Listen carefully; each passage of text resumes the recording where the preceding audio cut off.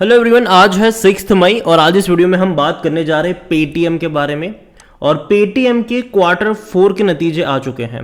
Video में हम उन नतीजों के बारे में बात करेंगे, साथ में ये भी डिस्कस करेंगे कि पेटीएम का शेयर अभी 690 रुपये के आसपास ट्रेड कर रहा है और पिछले कुछ दिनों में तेज़ी तो दिखाई है इस कंपनी ने। तो बातचीत करेंगे कि भैया मौका है या फिर धोखा है, और रिजल्ट्स कैसे आए हैं वो भी हम यहाँ पर डिस्कस करेंगे। लेकिन उससे पहले अगर आपने अभी तक चैनल को सब्सक्राइब नहीं किया है तो प्लीज़ अभी इसे सब्सक्राइब कर लीजिए, क्योंकि आगे भी बहुत सारे वीडियोस हैं जो आपको काफ़ी ज़्यादा हेल्प करेंगे। तो पेटीएम का शेयर अभी 690 रुपये के आसपास ट्रेड कर रहा है और पिछले एक महीने में देखा जाए तो ग्रोथ आई है तकरीबन 4.5% की। 6 महीने में 3% का ग्रोथ है और एक साल में 18% का ग्रोथ है। लेकिन अगर हम लिस्टिंग के बाद देखें तो 57% अभी भी डाउन है ये, और एक्चुअली में गिरावट उससे भी ज़्यादा है अगर हम काउंट करेंगे इसका आईपीओ प्राइस। पिछले एक महीने में अगर हम देखें तो शेयर ने तेज़ी तो पकड़ी है। 645 रुपये के आसपास का लो बना था, वहाँ से अच्छी रफ्तार दिखाई इसने। लेकिन पिछले 3 महीने में अगर हम देखें तो पिछले 3 महीने में ये तकरीबन 550 रुपये से बड़ी रफ्तार इसने दिखाई है। और अगर हम 6 महीने की बात करें तब 6 महीने के अंदर भी जो इसका लो बना था वो 440 का था। बेहतर तेज़ी देखने को मिली थी। इससे पहले भी ये 700 रुपये तक गया था, और जो उसकी वजह थी तेज़ी की, तकरीबन 550 रुपये का शेयर था, 520 रुपये का शेयर था। वहाँ से एक झटके में ये 700 रुपये तक चला गया था, क्योंकि इनके जो दिसंबर क्वार्टर के जो रिजल्ट्स थे उसमें इन्होंने इबिट्टा पॉजिटिव हो गए थे ये लोग, और एक्सपेक्टेड था कि कंपनी बहुत जल्दी पॉजिटिव भी हो जाएगी, मतलब प्रॉफिटेबल हो जाएगी। और यही वजह थी कि 524 से 700 रुपये से भी ऊपर शेयर चला गया। लेकिन फिर से करेक्शन आ गया और शेयर आ गया 550 पर। उसकी वजह पता है क्या है? Early investors. और ये मैं कई बार बोल चुका हूँ, ठीक है, कि ये वो कंपनी है जो कुछ टाइम के लिए जब भी बाउंस बैक दिखाएगी, जब भी तेज़ी दिखाएगी, जो अर्ली इन्वेस्टर है, जो एग्जिट ढूंढ रहे हैं, वो प्रॉफिट बुकिंग करने की कोशिश करेंगे, वापस शेयर नीचे गिरेगा। और ऐसा ही हुआ था। 700 रुपये तक शेयर गया, लेकिन एक बहुत बड़ी क्वांटिटी बिकने के लिए आ गई और शेयर गिर कर 550 पे चला गया। फिर से तेज़ी बनी है, 700 तक गया है। रिजल्ट्स भी देखा जाए तो उतने खराब नहीं है, तो शायद हो सकता है कि दोबारा यहाँ से एक अच्छा बाउंस बैक देखने को मिले। लेकिन अगर मान लीजिए कि यहाँ से ये 750-800 तक जाता है तो दोबारा एक प्रॉफिट बुकिंग आपको देखने को मिलेगी। दोबारा 600 रुपये का मुंह देखने के लिए भी आ सकता है ये। कंपनी के रिजल्ट्स के बारे में अगर हम बात करें तो भैया इनका जो लॉस है वो काफ़ी कम हुआ है। 168 करोड़ का लॉस हुआ है इन्हें, जो कि मेरे हिसाब से उतना ख़राब नहीं है।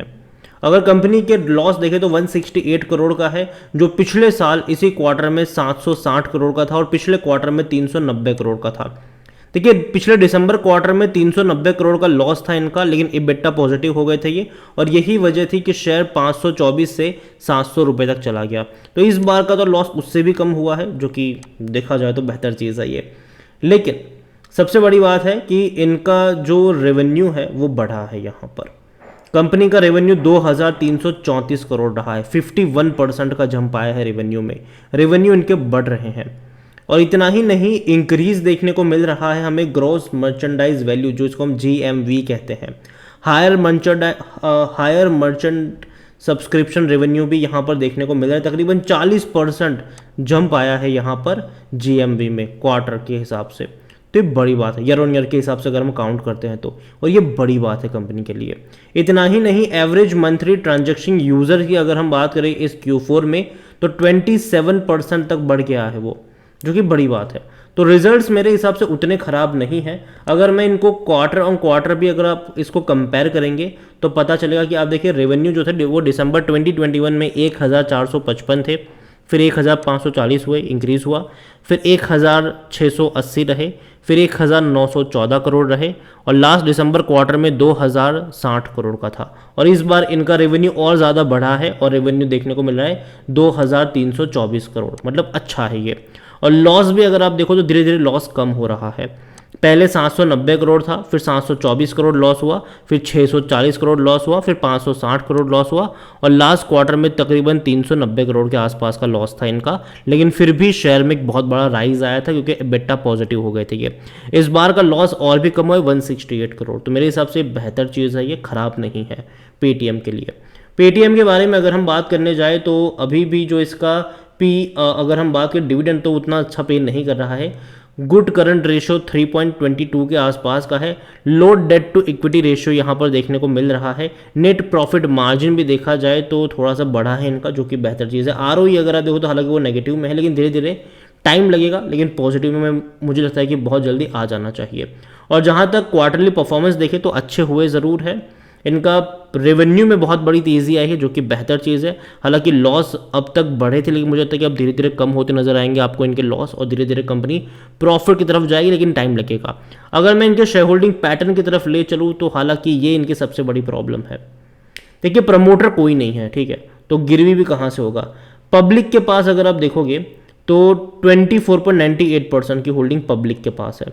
एफआईएल्स के पास बहुत बड़ी क्वांटिटी है, 71.83। और देखो एफआईएल्स बेच रहे हैं, 77 से 72.80 पर आए, फिर 71.83 पर आए, तो एफआईएल्स यहाँ पर बेच रहे हैं।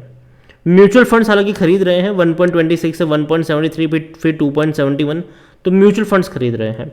इंश्योरेंस कंपनी भी खरीद रही है, पहले कुछ भी नहीं था, फिर 0.06 से फिर 0.11 तक आ गए, तो धीरे धीरे वो खरीदारी कर। लेकिन एफआईएल्स जो अर्ली इन्वेस्टर, देखो बहुत सारा पैसा पेटीएम में अगर हम देखें तो एफआईएल्स का लगा हुआ है। अर्ली इन्वेस्टर बहुत ज़्यादा हैवीली इन्वेस्ट करते थे, ठीक है, भारत में स्टार्टअप्स में। आज भी अगर आप देखो तो बड़े बड़े एफआईएल्स का पैसा लगा हुआ है, और अभी वो सब एग्जिट ढूंढ रहे हैं, ठीक है। तो जब भी शेयर में तेज़ी आएगी, याद रखिए एफआईएल्स खड़े हो जाएंगे अपने शेयर बेचने के लिए। और यही वजह थी जब पहली बार आपको 524 रुपये से 700 का सफ़र इसने तय किया बहुत कम वक्त में, लेकिन उसके बाद लगातार गिरता चला गया, क्योंकि भैया क्वांटिटी बिक रही थी यहाँ पर। इस बार अच्छी रफ्तार बनी, डिसाइसिव धीरे धीरे बढ़ रहा है, अच्छी बात है। नतीजे भी उतने खराब नहीं, और हालांकि ये एक्सपेक्टेड था कि अच्छे रिजल्ट्स आएंगे, क्योंकि लास्ट क्वार्टर में EBITDA पॉजिटिव हो गए थे, तब से सबको पता था कि इस बार के रिजल्ट्स अच्छे आएंगे। और यही वजह थी कि नतीजे से पहले शेयर भागना भी शुरू कर चुका था, 650 से 700 तक चला गया इसकी वजह से। अभी थोड़ी बहुत और तेज़ी दिखाएगा, 750 तक जाएगा, लेकिन उसके बाद आपको एक प्रॉफिट बुकिंग देखने को मिल सकती है। तो मेरे हिसाब से खरीदारी करिए, बने रहिए। लेकिन जहाँ तक बात है फ्रेश बाइंग की, मुझे लगता है कि तो अगर यहाँ से थोड़ा सा और ऊपर जाता है तो बाइंग के मौके नहीं है। दोबारा फिर 600 रुपये के लेवल का आपको इंतज़ार करना पड़ेगा फ्रेश एंट्री के लिए। तो जल्दबाजी मत करना, और कंपनी डेफिनेटली धीरे धीरे मुझे लगता है कि पॉजिटिव की तरफ लौटनी चाहिए। और जब भी ऐसा कुछ होगा हम बात भी करेंगे उसके बारे में।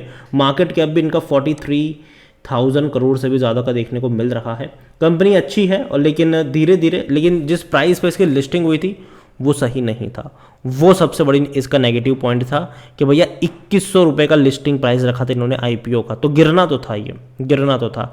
लेकिन अगर आप चैनल को रेगुलर फॉलो करते हो, कई सारे वीडियोस है मेरे कि जब भी 500 रुपये के नीचे मिले खरीदारी के मौके हैं, और 500 रुपये के नीचे ये कई बार गया है, और कई बार मौके बने भी थे वहाँ पर बाइंग के, और आगे भी बनेंगे। और अभी मुझे लगता है कि अभी जो लेवल है, मुझे लगता है कि अब 600 रुपये का लेवल मुझे अच्छा लगता है बाइंग का, तो अगर वहाँ पर जाता है खरीदारी के मौके वहाँ पर बन सकते हैं।